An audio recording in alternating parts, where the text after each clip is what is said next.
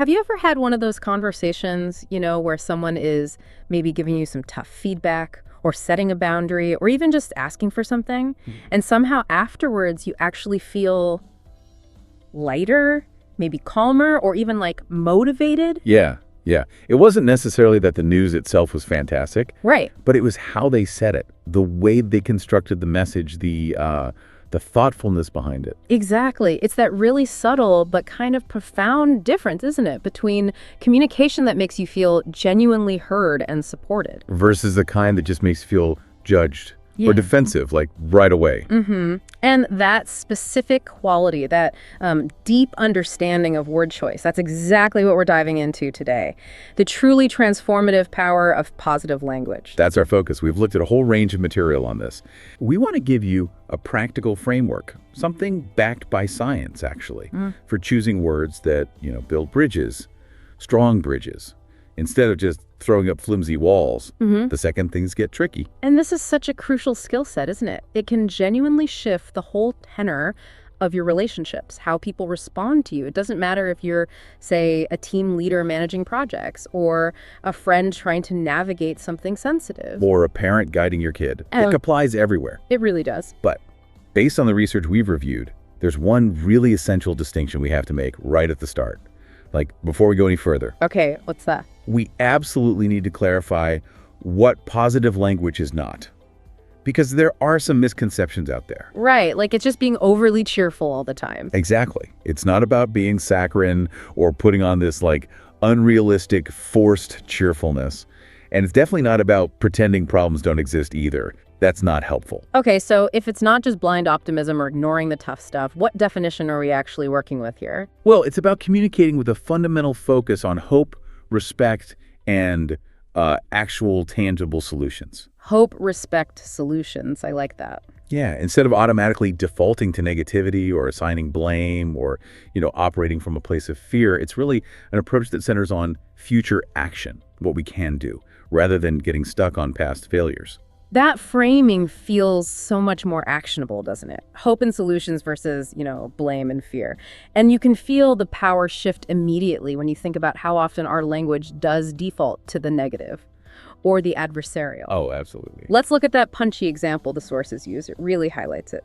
Okay, so imagine you're reviewing a project, maybe with a colleague, and they've missed a really critical step. Right.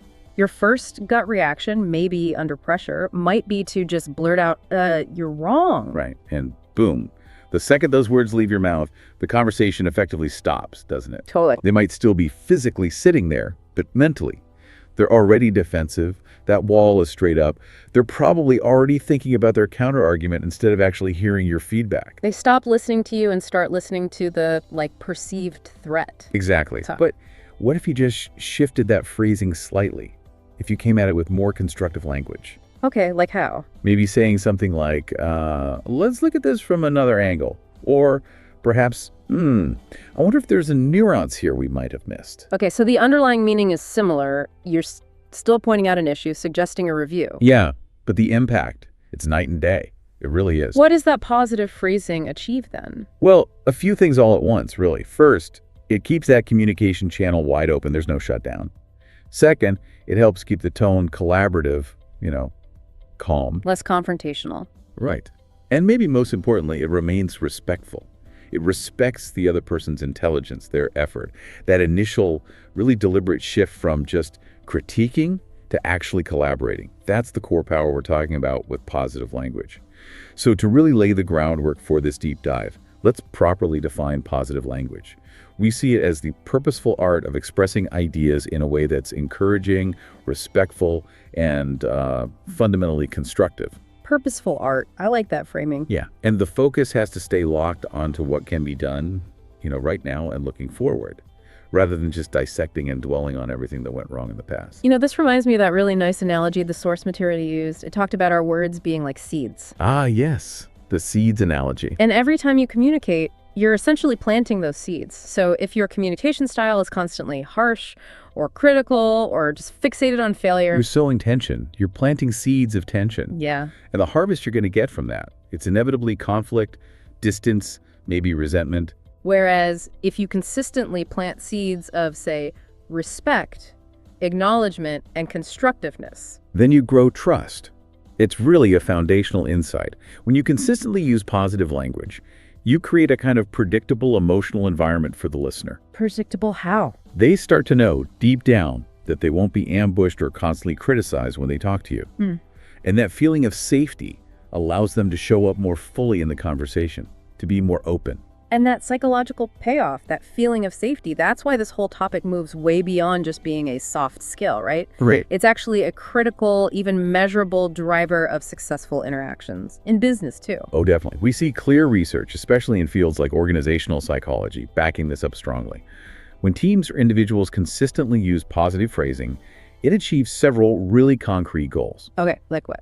Well, first, and this is probably the most obvious one, it builds stronger relationships, simply because the interactions feel safer, more supportive. Makes sense. What else? Second, it profoundly encourages cooperation, and it deepens trust, whether that's across work teams or, within families.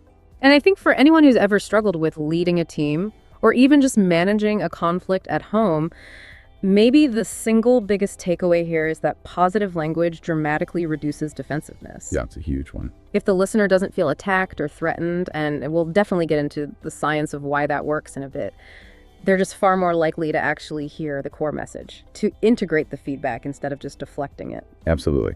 But it's interesting, the benefit isn't purely external, directed at the listener. The research also shows that consistently choosing and delivering positive language actually boosts the speaker's own internal state. Really? How so? Boost their confidence, optimism. Both, actually. Confidence and optimism. Why is that? Is it just like positive reinforcement because the conversations go better? That's part of it, for sure. Good outcomes reinforce the behavior, but there's also a cognitive feedback loop happening internally. So the key insight here is that actively choosing positive language trains your own brain to start proactively looking for possibilities instead of just defaulting to problems. So when you force yourself to switch from, say, don't be late to please arrive on time, you're actually forcing yourself into a more constructive mindset. That internal shift makes your external communication smoother, probably faster over time, and definitely more impactful, because you're less likely to get bogged down by those mental roadblocks that come from dwelling on failure or negativity. Okay, that makes a lot of sense. So let's really unpack those core concepts then. The sources lay out 3 essential principles, kind of like foundational rules that guide genuinely constructive phrasing. We probably need to internalize these before we get into the practical how-to. Agreed. Rule number 1, focus on what you want, not what you don't want. Seems obvious, maybe? It seems obvious, yet our default, especially when we're stressed or giving instructions, is so often to state the negative. The prohibition, like don't do X, but that just highlights the failure state. Research shows people respond much, much better when they're given a clear, positive path towards success. Okay, let's illustrate that. Maybe a common negative default. In a professional setting, advising a client perhaps, you might instinctively say, don't rush the approval process or we'll miss key steps. The focus there is on the negative outcome, the anxiety of rushing. Right. The positive flip reorients the listener completely. It points them towards the successful outcome. Please follow the complete 6-step approval process.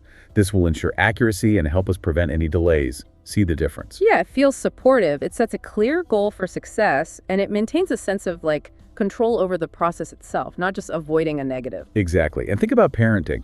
It's a classic difference between shouting, "Stop running inside," which focuses on the bad behavior, versus saying, "Hey, please walk carefully until we get outside," focuses on the desired action. That distinction, supportive versus scolding, you can feel it, can't you? Definitely.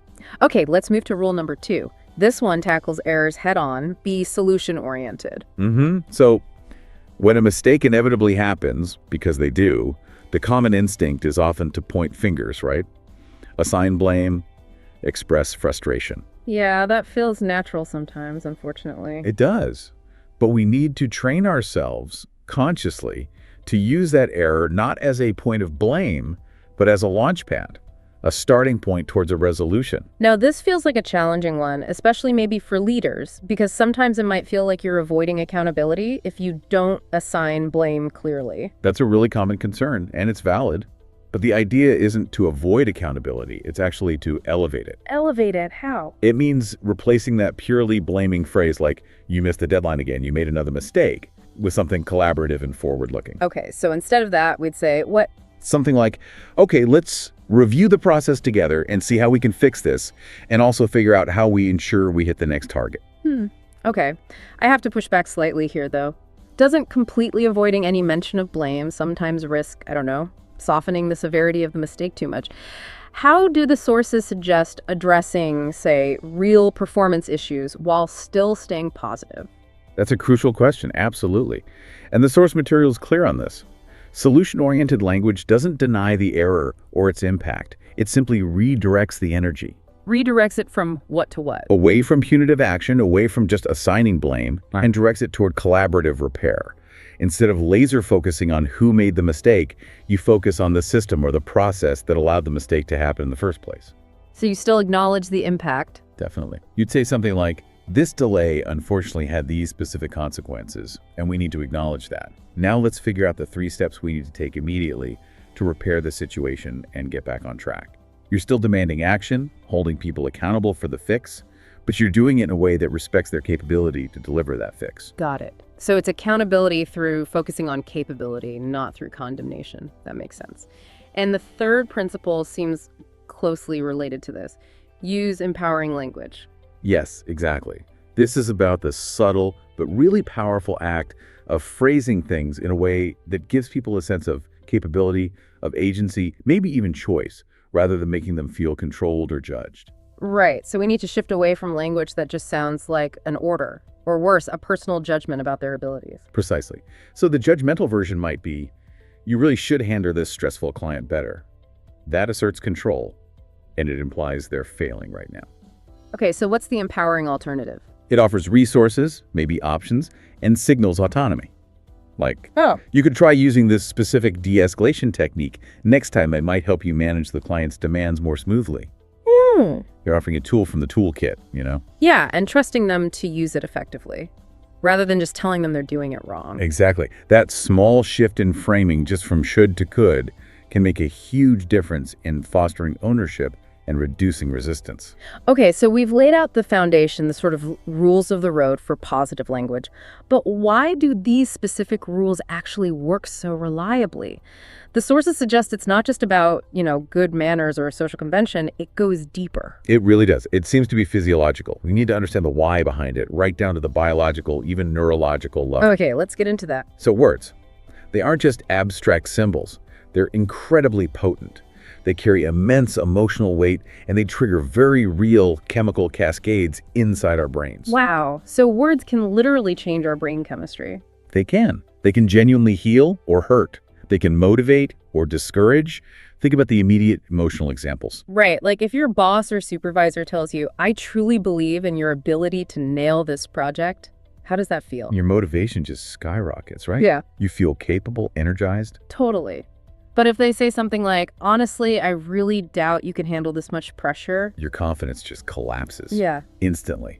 The words themselves trigger those emotions, and crucially, those emotions then drive our behavior. Okay, so how does the neuroscience explain this connection? How does it link to communication being effective or ineffective? Well, this is where it gets really interesting. When we hear positive words, words that are affirming, encouraging, solution-focused, essentially, when we feel that sense of respect and encouragement, our brain releases a kind of cocktail of positive neurochemicals. Okay, what kind of chemicals are we talking about? Primarily, the big players seem to be dopamine and serotonin. The feel-good chemicals. Happiness, reward. Exactly. Dopamine is strongly linked to pleasure and motivation, definitely.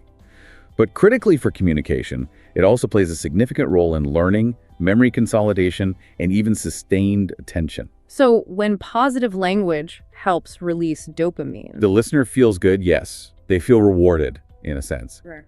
But crucially, their brain is actually optimized to retain the information you're delivering. The positive message literally sticks better. Wow. Okay, so speaking positively isn't just about boosting morale, although it does that. It's actually a strategic way to improve information transfer and memory retention. That's what the science suggests, yes. It's quite strategic. Now, conversely, think about what happens when the language is negative. Blaming, critical, maybe fear-based language. What happens then? The brain registers that instantly as a potential threat. That negativity activates the more primitive emotional parts of the brain. Specifically, a little almond-shaped structure called the amygdala. Right, the amygdala, often called the brain's alarm bell, isn't it? It handles the initial processing of fear, stress, threat detection. Precisely. And when that alarm bell starts ringing because of negative language, the listener immediately shifts into a defensive mode. The amygdala kicks off that classic fight, flight, or freeze response. Okay. And this activation actually diverts energy and cognitive resources away from the more rational, problem-solving areas of the brain, specifically away from the prefrontal cortex, or PFC. The PFC is like the brain's CEO, right? Handles reasoning, planning, complex thought. Exactly. So if someone is criticizing you using harsh, blaming language, you are literally, biologically, losing some of your capacity to think rationally and constructively about the very problem they're presenting. Because your brain is busy dealing with the perceived threat. That's right. You effectively stop listening to the content of their message, the instructions, the data, the feedback itself, and you start mentally preparing for survival. How to defend yourself, how to escape the situation. And in that kind of survival state, what happens to things like creativity or problem solving? They get suppressed. Along with empathy, actually. The listener might become hostile, fight, or withdraw completely, flight, or maybe just passively agree without internalizing anything just to make it stop, freeze. None of those are productive outcomes. So the really incredible conclusion here is that speaking positively isn't just, being nice or polite. It's actually a strategic neurological intervention. That's a great way to put it. By consciously choosing words that focus on solutions, possibilities, respect, you're actively helping the listener's brain feel safe. You're keeping their prefrontal cortex online and engaged. Which keeps them rational, keeps them engaged with you, and keeps them open to receiving potentially complex or difficult messages you need to deliver. You're literally optimizing their mental state for cooperation, making them, in a way, smarter and more receptive in that specific moment. That's the power of it, yeah. You're setting the stage for success at a chemical level. Okay, the science is compelling. We want to keep that listener's prefrontal cortex engaged, keep the amygdala calm. So let's shift now from the why, the concepts, and the brain science into the really actionable stuff, the how. Right. The practical toolkit. We've got 5 specific strategies pulled from the sources, things you can literally start using today to fundamentally change your daily interactions. Okay, strategy number 1. This is essential whenever you're dealing with constraints, limitations, or just having to say no. Replace no and can't with alternatives. Why those words specifically? Because no and can't often function as hard stops. They signal a dead-end finality. And while sometimes you genuinely do have to decline a request or state a boundary, you need to reframe that refusal. Exactly. Reframe it in a softer way, a more solution-based way that still maintains some forward momentum, keeps the door open a crack. Okay, give me an example. Instead of the definitive stopper like, no, we absolutely can't do that project, our budget is way too tight, which just shuts down the dialogue. Right. The constructive reply shifts the focus. It acknowledges the constraint but looks for possibility. So, maybe. That specific project might be tricky given our current budget constraints. But here's what we can explore. Okay, offering alternatives. We could potentially deliver, say, 70% of the original scope if we adjust the timeline slightly. Or we could agree to revisit the full project budget again next quarter. See, you're still acknowledging the no to the original request, but you're pivoting immediately to what is possible. Right. People generally don't hate the word no as much as they hate feeling like they've hit a completely insurmountable roadblock with no options. That's a great insight. This strategy focuses on the partial win or the future possibility instead of just the closed door. Okay, strategy number 2. This one feels like one of the quickest wins, especially in collaborative settings like meetings. Use yes and instead of yes but. The classic yes but killer. Why is but so problematic? Because the word but acts like a conversational eraser. It effectively cancels out, or at least significantly negates, everything positive or agreeable that came just before it. It's like a verbal negation sign. It really is. It's a conversational saboteur. Yeah. They got that incredibly common workplace phrase. Yes, that's a good idea for improving efficiency. So far, so good, right? Yeah, sounds positive. But senior management will never approve it. What did the person actually hear? If they heard their idea was dead on arrival, the yes felt like a polite formality before the rejection. Exactly. The yes was just a preamble to the shutdown. Now, the positive alternative is additive. It promotes synergy. It builds. So using yes and instead. Right. Yes, that's a good idea for improving efficiency, and we could also consider putting together a revised cost-benefit analysis to specifically address the concerns senior management is likely to have. Ah, so the "and" keeps their initial contribution alive and relevant. It stays collaborative. And invites the other person to keep building on the idea with you. It's inclusive. Makes sense. Okay, moving on. Strategy 3 seems to focus on managing expectations or delivering criticism without assigning blame.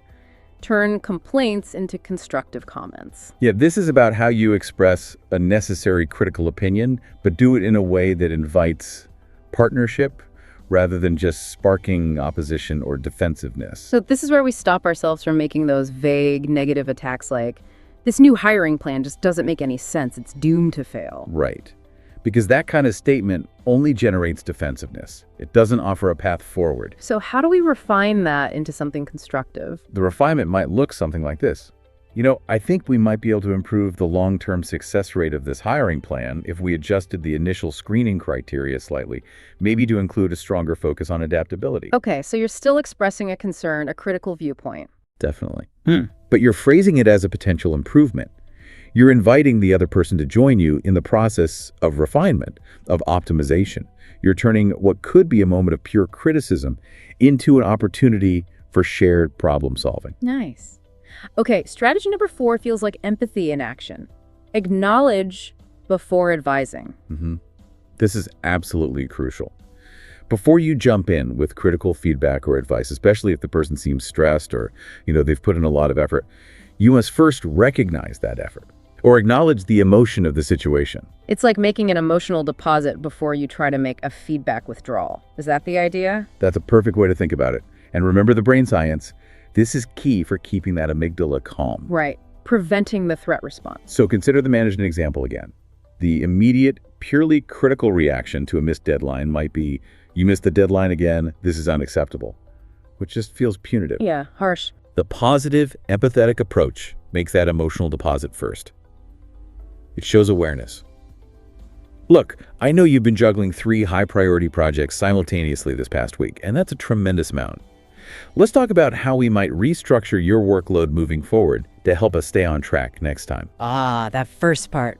I know you've been managing a lot. That's the key, isn't it? It's the key. It validates their struggle, it lowers their defenses almost immediately, and it really unlocks their willingness to actually listen to and engage with the advice or the solution that follows. Powerful. Okay, and finally, strategy 5. This feels like the power of the minimum effective dose. Use warm and respectful phrases. Yes, we often completely overlook the sheer cumulative power of small, consistent kindnesses in our language, especially in busy, high-volume communication environments like work. So we're talking about simple things. Really simple things. Phrases like, thank you for your time on this, or I really appreciate you sharing your input, or that's a genuinely good point I hadn't considered, or even just a simple, I understand why you're frustrated. These seem small, but they make a difference. They make a huge difference. They make people feel seen, valued, respected. This consistent positive reinforcement acts like a kind of social lubricant. It helps ensure interactions remain smooth and collaborative, even when there's pressure or disagreement. It builds up goodwill over time. Okay, so we have this toolkit. But as we broaden the scope now, we absolutely have to stress something crucial. Communication effectiveness is never just about the words you choose in isolation. Right. There's more to it than just the script. Much more. Truly positive communication is fundamentally about alignment. The really intelligent communicator makes sure that their verbal message, the words and their nonverbal cues, are telling the exact same story, a positive, sincere story. This really speaks to the critical role of, tone of voice, body language, facial expression, all that stuff. Absolutely. You could offer the most perfectly crafted positive phrase, like, I really see where you're coming from on this. But if you say it with your arms tightly crossed, your tone flat and dismissive, maybe avoiding eye contact, the positive words just fall flat. Or worse. Right. It registers as inauthentic, maybe even sarcastic, which is arguably much worse than just straightforwardly negative communication, because now there's mistrust too. So the sincerity has to be palpable, visible, audible. It has to be. A warm smile, maybe an open posture, a gentle nod while listening, keeping your tone calm and measured. These nonverbals can make even really difficult or critical feedback sound supportive maybe even restorative instead of just punitive. The authenticity of the positive phrase is carried almost entirely by your physical presentation. Okay, that's a really important layer. Let's try applying these strategies now across a few different vital environments, starting with the place where, honestly, we're often the most careless with our language, at home. Yes, family communication is so foundational. It really shapes our emotional well-being, maybe more than anything else. And yet, often we don't bring our best self-communicator home. We sort of let our guard down, maybe revert to bad habits. Exactly. And a common trap in families is generalizing criticism, which quickly slides into character attacks. Okay, give me an example of that negative default at home. Maybe something like, "You never listen to me. You just wander off or stare at your phone when I'm trying to talk to you," which is really an accusation about their character being disrespectful or uncaring. Right. So how do we shift that? Using positive language, guiding with love, making a specific request. The reframe would focus on the desired action, the immediate need. Something like, "Hey, I'd really appreciate it if we could focus and really talk this through together right now. Could we maybe find a quiet spot for just 5 minutes?" Oh, so it moves the dialogue away from that global accusation of "you never listen," which is probably untrue anyway, to a specific, immediate plea for collaboration on the current issue, much less likely to provoke defensiveness. Much less. Okay, next context, the workplace. Here, positive language isn't just nice to have, it's directly tied to things like productivity, efficiency, innovation, and maintaining respect. Yeah, it's what keeps things professional, keeps collaboration possible, especially when tough decisions have to be made or, inevitably, mistakes happen. So instead of that knee-jerk, competence-attacking phrase we sometimes hear when something goes wrong, like, "That report is completely wrong. Fix it. I need it by tomorrow morning," which just crushes morale and creates anxiety. Right. What's the positive, collaborative refinement? It would acknowledge the issue but frame it as a shared task for improvement. Hey, I was looking through the report, and I noticed a few points on page 3 that I think we could refine a bit to really strengthen the overall argument. Would you be open to going over them together quickly before we finalize and submit it? Okay, so it preserves the person's professional standing, treats them like a capable partner, while still ensuring the issue gets addressed urgently. Precisely. Now, the third context, and this one's tricky, the digital world. Email, instant messaging, social media. Yeah, the challenge here is the complete lack of nonverbal cues, right? No tone of voice, no facial expressions, no body language. Exactly, which means the words themselves have to carry exponentially more weight. And the potential for misinterpretation is just enormous. Things can sound much harsher online than intended. So this requires being almost hyper-diligent with our word choice in emails and messages. Absolutely. We have to consciously replace anything that could sound like a command with a polite request. For example, that abrupt, "send me the file immediately," absolutely must become something like, "Could you please send over the detailed budget file when you get a chance, ideally by the end of the day?" That feels much better. It's about intentionally adding back some of the warmth that's lost without the nonverbals. Yes. And a great rule of thumb is to always try to bookend your digital communication with positivity. Start with a friendly greeting, end with an appreciative sign-off. Like, "Thanks so much for your quick work on this," or "Really looking forward to hearing your thoughts." Exactly. Those small additions set and maintain a positive frame for the entire message, even if the content in the middle involves a request or some feedback. The sources also specifically called out social media, didn't they? Noting that written words online tend to live longer, be more public. Yes, the permanence factor is huge. Before you hit post or reply on social media, you absolutely have to ask yourself that critical self-check question. Is this comment designed to make someone feel respected and heard? Or is it really just about making me feel superior or scoring points? Yeah. Positive communication builds credibility and trust online, especially where context is so easily lost or misconstrued. Okay, this is all really practical. Now let's zoom in on maybe the toughest scenario of all. Using positive language in difficult conversations. Ah, yes. This is truly where this strategy shines brightest, isn't it? When emotions are running high, stakes are significant, or maybe you have to deliver an absolute no or some really serious critique. In those moments, our instinct might be to get defensive or aggressive. So we need a clear, reliable structure to keep things constructive, to prevent that amygdala activation we talked about. Exactly. And the very first step, according to the sources, is non-negotiable. You must start with understanding. Before you dive into your point or the bad news, you have to acknowledge the other person's position, their perspective, or their likely emotional state first. Why first? To reduce their defensiveness right off the bat. Precisely. Using phrases like, I understand how frustrating this situation must feel for you, or I can see how much effort and time you invested in this particular outcome. These are almost mandatory openers. You establish empathy before you introduce the difficult facts or your differing view. Okay, empathy first. What's step 2? Step 2 is being incredibly meticulous about your word choice. Use neutral, non-blaming words. This means aggressively filtering out those sweeping, absolute judgmental phrases that just pour fuel on the fire. Like you always, or you never. Exactly. Or it's completely your fault. Those have to go. So instead, You use neutral phrasing that focuses on the situation, the outcome, or the process, not the person's character or intent. Like, I've noticed that this particular breakdown in communication keeps happening between our teams. Can we maybe explore together how we might fix this step in the process? see how that shifts the emotional temperature? It goes from feeling like a personal attack to more like a shared analytical challenge. Exactly. Okay, step 3. And this one is entirely about self-regulation. You must stay calm, even if the other person isn't. Easier said than done sometimes. There. But your own internal calmness, your groundedness, sets the emotional tone for the entire interaction. Energy is incredibly contagious, right? If you can maintain a sense of peace and composure, you create a necessary emotional foundation. It makes it much more likely that the other party will eventually mirror you and de-escalate. Okay, lead by example with calmness. And Finally, you absolutely must end with optimism.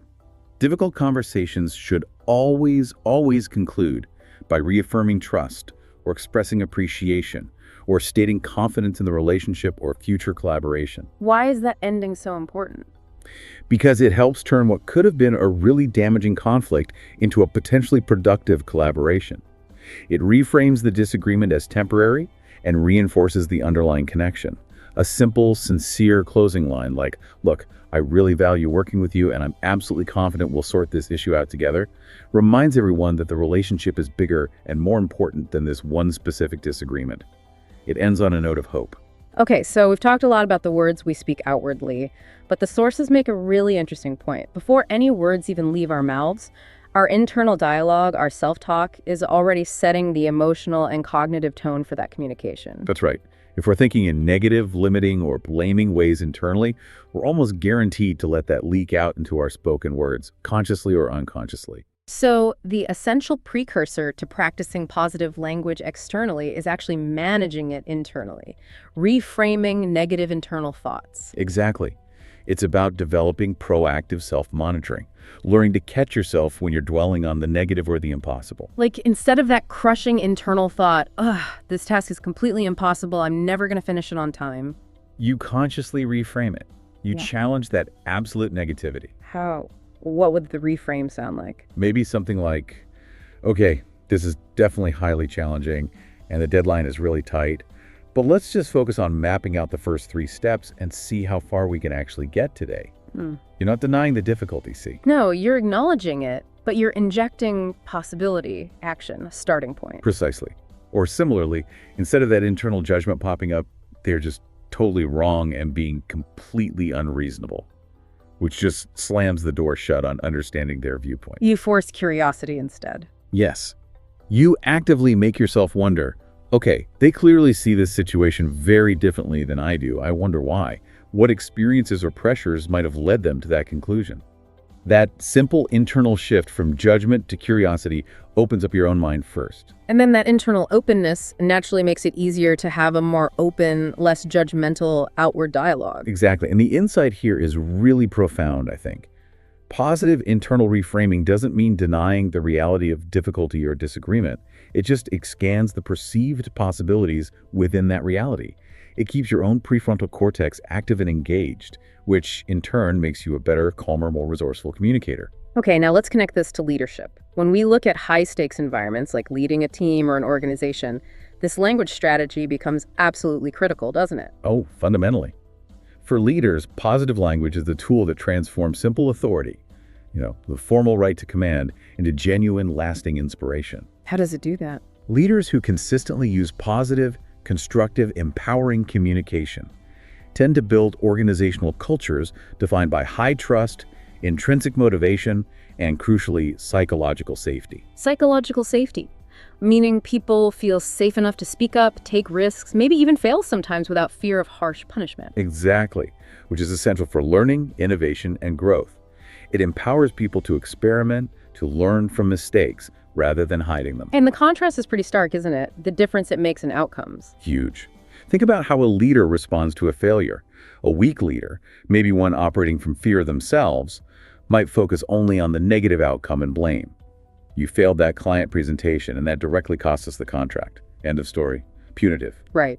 Creates fear, resentment, people hide mistakes next time. Whereas a powerful, positive leader focuses on the development opportunity within the failure. Okay, the presentation didn't go as we'd planned, and we need to acknowledge the impact of losing that contract, but let's really dissect the 3 key moments where we seem to lose momentum. What can we learn from that experience to absolutely ensure we win the next opportunity? That choice blame versus learning feels like the difference between creating paralyzing fear and fostering constructive development for the whole team. It absolutely is. Now, when you adopt positive language, not just occasionally, but really consistently, as a default way of communicating, the long-term benefits start to compound. They go beyond just individual interactions and begin to fundamentally shape who you are perceived to be. How so? People start to associate you with certain qualities. Yes, people start to consistently associate you with calmness, with confidence, with clarity, with fairness. And that consistent perception dramatically shapes your overall identity and your influence in all areas of your life. The sources actually detailed 5 specific long-term benefits that accrue over time from this practice. They go far beyond just having, a more pleasant conversation here and there. That's right. First, and maybe most importantly, it profoundly builds trust. People naturally respect and feel safer around individuals who consistently communicate with empathy and a predictable, constructive tone. Trust is the bedrock. Okay, trust first. What's second? Second, it significantly enhances leadership effectiveness because it inspires genuine commitment and partnership rather than just demanding compliance through authority or fear. It helps turn followers into motivated partners invested in shared success. Third benefit. Third, and this serves right back to that internal dialogue we discussed, it genuinely improves mental health for the speaker. Really? How? By consistently forcing yourself to scan for solutions, frame things constructively, and look for opportunities, you actually reduce your own stress levels over time. You build internal resilience and boost your self-esteem because you feel more capable and less reactive. That's fascinating. Okay, fourth benefit. Fourth, quite simply, it consistently creates better relationships, both personal and professional. You're actively nurturing those bonds with steady deposits of kindness, understanding, and respect. You become the person people seek out for advice or support, not the person they avoid when trouble strikes. And the fifth, long-term benefit. Finally, fifth, it truly begins to shape your identity. The more consistently you practice and use uplifting, constructive, possibility-focused language, the more inherently optimistic, resilient, and focused on potential you actually become. It literally changes your disposition over time. It's not just an act. It becomes part of who you are. Wow. Okay, so the benefits are huge, both short-term and long-term. But how do we actually do this? We can't just, understand the rules intellectually. We have to build the habit, the muscle memory. Exactly. Practice is everything. And the sources offer 5 fantastic, really practical exercises you can start doing daily to develop this habit of positive language. Okay, let's hear them. Exercise number 1. The first one is called the Reframe Challenge. Throughout your day, make a conscious effort to catch yourself using a negative, limiting, or defeatist phrase, either in your head or out loud, and immediately replace it with a more positive, constructive alternative. Okay, like catching yourself thinking or saying, I'm so tired of dealing with this constant chaos. And replacing it on the spot with something like, okay, I'm feeling ready for a change towards more stability. What's one specific area I can focus on stabilizing today? It's an active, in-the-moment correction. Got it. Exercise 2. Second, institute a daily gratitude practice. Make it a point, maybe at the end of your day or the start of your morning, to genuinely thank someone. Could be a customer, a partner, a colleague, a family member. Do it either in person or maybe through a quick, thoughtful email or message. How does gratitude help with positive language specifically? Because expressing gratitude naturally rewires your brain and your language patterns to focus on appreciation, on the positive aspects of your interactions. It helps make positivity feel like a more default state. Okay. Third exercise. Third, and this one is absolutely vital for intervening in those high-stakes emotional moments we talked about. Pause before you respond. The power of the pause. Yes. When you feel that rush of emotion, anger, frustration, defensiveness rising up, train yourself to take just one full deep breath before you speak or type. That single second creates invaluable cognitive space.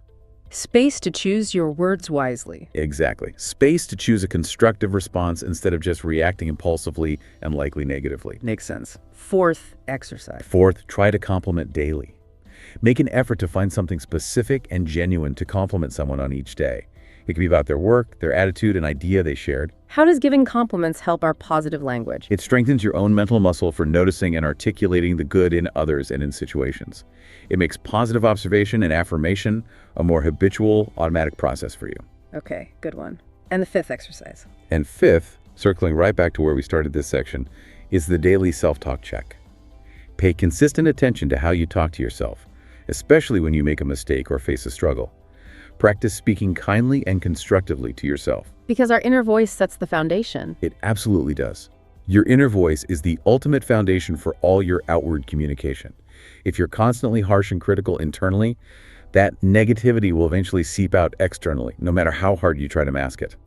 Positive external language really starts with positive internal language. So the practice needs to start today, not sometime in the future. Absolutely. Start small, but start now. #tag outro. Wow. Okay, this entire deep dive, for me at least, has really reinforced one core, incredibly powerful message. Positive communication at its heart is fundamentally about fostering connection, ensuring clarity, showing genuine respect, and practicing enduring kindness.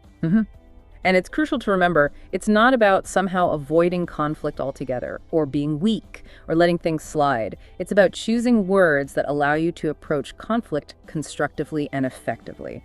Words that maximize the chance of a productive, mutually agreeable resolution. Yeah, it's about consistently choosing words that lift people up, that open possibilities, rather than words that limit or shut down. Speaking with purpose, not just out of pressure or habit. Well said. And words are free, right? But the sources offer that potent reminder. How you consistently use those free words can ultimately cost you or earn you almost everything that matters in your relationships, in your career. It's a high-stakes skill. We really hope you feel more armed now with this framework, this toolkit. We learned today that speaking positively isn't just nice.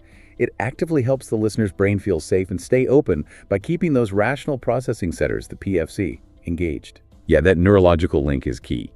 So, if that's the case, if our words can literally help someone's brain feel safer and more receptive, we'd like to leave you, our listener, with this question to maybe mull over, to explore in your own life. What's the question? What is one significant conversation, maybe a difficult one, that you are currently avoiding? Perhaps because the language just feels too risky, too negative, too likely to end badly. Okay. And then ask yourself, how might reframing just one single key sentence in how you imagine starting that conversation, shifting it towards understanding possibility or a shared goal, how might that one small change completely alter the potential outcome? How might it move that whole interaction from a space of fear to one of possibility? That's a powerful thought to end on. Choosing light truly does create light.